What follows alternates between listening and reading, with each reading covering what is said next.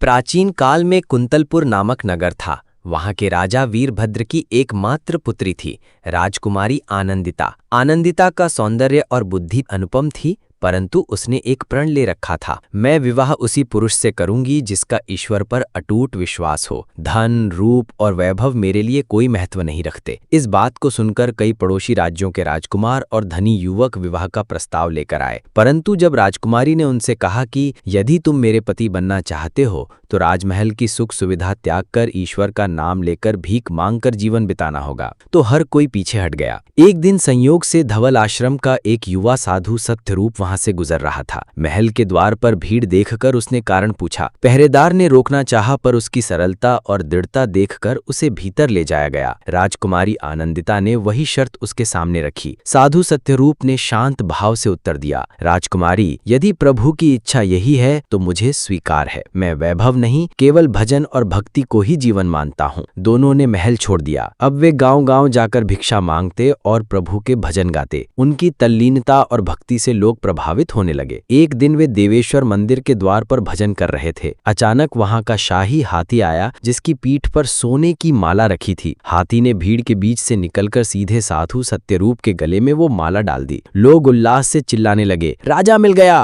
राजा मिल गया। दरअसल पास के राज्य सुरमाल्य का राजा हाल ही में बिना उत्तराधिकारी के स्वर्गवासी हो गया था। प्रजा और मंत्रियों ने तय किया था कि हाथी जिस पर माला डालेगा वही उनका नया राजा होगा। इस प्रकार साधु सत्यरूप और आनंदिता को राज सिंहासन प्राप्त हुआ। दोनों ने न केवल राज किया, बल्कि ईश्वर भक्ति और करुणा से प्रजा का हृदय भी जीत लिया।